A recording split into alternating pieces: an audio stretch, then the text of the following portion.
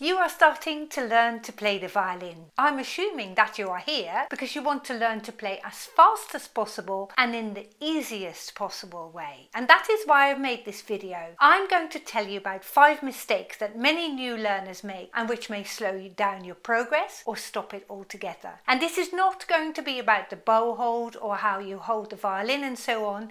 My beginner courses will cover all of those techniques. What I am going to tell you today are things that you may not even have thought about before. One thing is for sure, and that is that by the end of this video you will have a good understanding about some basics of learning to play an instrument, which will help you progress not just today or tomorrow, but everything that I'm about to share with you will keep on having an effect over a prolonged period of time. I'm Henriette. I'm a violin teacher with over 30 years of experience, teaching hundreds of people to learn to play the violin, from complete beginners and restarters up to conservatoire level. Most importantly, I was once a beginner trying to learn to play the violin by myself. So here's the best advice for making good progress when you learn to play the violin. My first tip, and that is a general tip to play a musical instrument, is that your instrument must be suitable for learning on. Did you know that not every violin is right for learning on?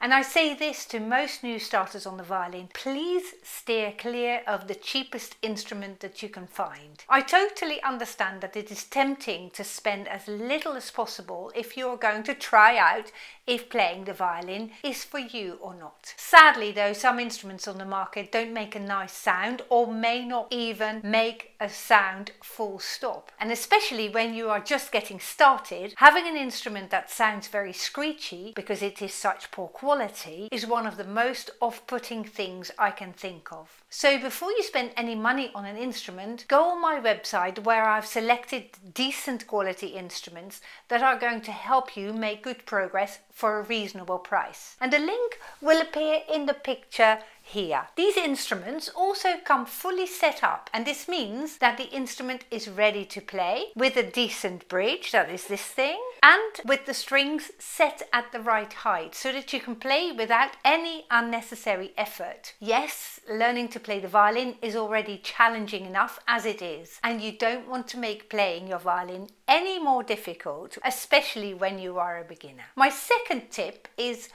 be consistent, and that means practice every day. And at first, playing may be tiring because of the way we hold the violin. So in the first few weeks or so, playing for about 10 minutes will get you making progress really fast without getting into bad habits because your arms or shoulders get tired. It's fine if you want to do more, but take a break, go for a walk or do something completely different before practicing for another 10 minutes. Really try your hardest though, not to skip a day. You are trying to build muscle memory when you learn to play the violin, and this is achieved through consistent practice. My third tip is don't be too hard on yourself. It is okay to make mistakes, but try to play so slowly that you can work out what happened so you can improve things. Did your fingers get into a tangle? Was your bow on a different string? This means that you will need to listen very carefully to your own playing and trying to figure out in detail how you can improve. So being able to listen very carefully to your own playing while you play is a key skill in learning to play. The fourth mistake that many violin players make is wanting to progress way too fast.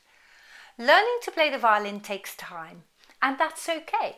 I would even say it's part of the fun playing an instrument. My pupils sometimes ask me how well they need to know a piece before moving on to the next piece, and the truth is probably longer than you think. Most of my pupils take at least 3 weeks to learn a new piece, and that is week 1 to learn the notes and the bowing and generally to get to know the music. Week 2 is to perfect the piece so you can play it with no errors so that your notes are secure and you cannot go wrong. And then we'll have a third week to add performance directions such as loud and soft sections in your playing and speeding up and slowing down the music where this is required. So most of my pupils usually practice 3 pieces at the same time. 1 piece that is brand new this week, one piece that they've been learning for a week, and this piece is now in the developmental stage, and one piece that is in what I call the polishing stage. It's been on the music stand for 2 weeks already, and it is now almost ready to be played for family and friends. Apart from having your pieces for a longer period of time, it is also a really great habit to revisit older pieces that you've learned before. It's not only fun to play pieces that you know well, but it also consolidates your technique,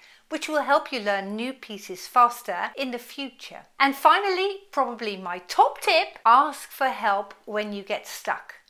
It is perfectly possible to reach a very high level of violin playing even when you've learned to play on YouTube. However, I know of some players who had very nearly given up playing because they got stuck on something really silly. Something minor, which was very easily remedied in just a short lesson. So if you are going to take away one thing today, please ask for help if you feel that you're not enjoying your playing as much anymore, or if you feel that your progress is somehow less fast than before. Finally, one more thing, if you're still here and watching, congratulations. I would love it if you would please put in the comments below what your questions are. I get to read these questions, and that will help me address things in future videos. So thank you very much, I really appreciate that. And I wish you best of luck with your playing.